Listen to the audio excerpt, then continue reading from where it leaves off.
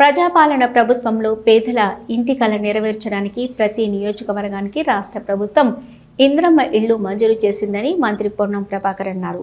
సిద్దిపేట జిల్లా హుస్నాబాద్ మండలం తోటపల్లిలో ఇంద్రమ్మ ఇల్లు లబ్ధిదారులు గూళ్ల లింగం లావణ్యల నూతన గృహ ప్రవేశం పూజా కార్యక్రమంలో పాల్గొని ఇంద్రమ్మ ఇల్లు రిబ్బన్ కట్ చేసి ప్రారంభించి పూజ చేశారు. సిద్దిపేట జిల్లాలోనే మొట్టమొదటి ఇంద్రమ్మ ఇల్లు లబ్ధిదారుల గృహ ప్రవేశం అన్నారు.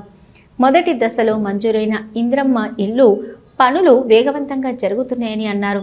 చాలా చోట్ల ఇంద్రమ్మ ఇల్లు పూర్తి చేసుకొని గృహ ప్రవేశాలు జరుగుతున్నాయని తెలిపారు. ఇల్లు కట్టి చూడు పెళ్లి చేసి చూడు ఇల్లు కట్టి చూడు పెళ్లి చేసి చూడు అంటారు. ప్రజాపాలన ప్రభుత్వంలో ఇల్లు కట్టుకోవడానికి 5 లక్షల రూపాయలు ఆర్థిక సహాయం అందిస్తుందని అన్నారు. ఇల్లు ఒక కళ. ప్రభుత్వం ఇస్తున్న సహకారంతో త్వరగా నిర్మాణం చేసుకోవాలని, ప్రభుత్వ పథకాలను వినియోగించుకోవాలని ప్రజలకు సూచించారు. కలెక్టర్ హైమావత్తో కలిసి ఇంద్రమ్మ ఇల్లు లబ్ధిదారులకు బట్టలు పెట్టి ఆశీర్వదించారు.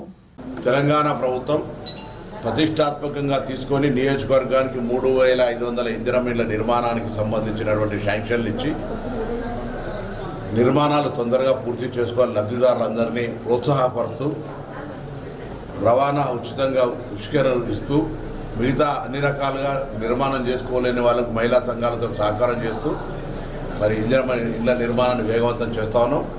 నేను హుస్నాబాద్ నియోజకవర్గాన్ని కానీ తెలంగాణ రాష్ట్రంలో గృహ ఇందిరమ్మ లబ్ధిదారులందరూ నిర్మాణం పనులను వేగవంతం చేసి తొందరగా నిర్మించుకోవాలని కోరుతా ఉన్నాను.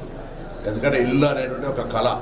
ఇల్లు కట్టి చూడు పెళ్లి చేసి చూడు అన్నట్టుగా ఆ ఇల్లు కట్టుకునే సందర్భంగా ప్రభుత్వం ఇస్తున్న సహకారంతో తొందరగా నిర్మాణం చేసుకోవాలని విజ్ఞప్తి చేస్తూ ఈ ఇందిరమ్మ ఇళ్లతో పాటుగా ఒకవైపు సన్న బియ్యం, మరొక వైపు 200 యూనిట్ల ఉచిత విద్యుత్తు, కొత్త రేషన్ కార్డులు, రైతులకు సంబంధించిన అనేక కార్యక్రమాలు కొనసాగుతూ ఉన్నాయి.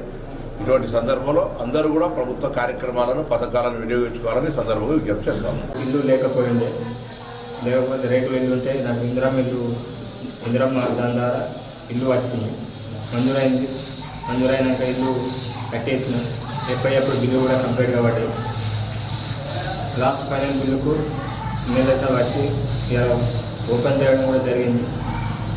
నాకు చాలా సంతోషంగా ఉంది.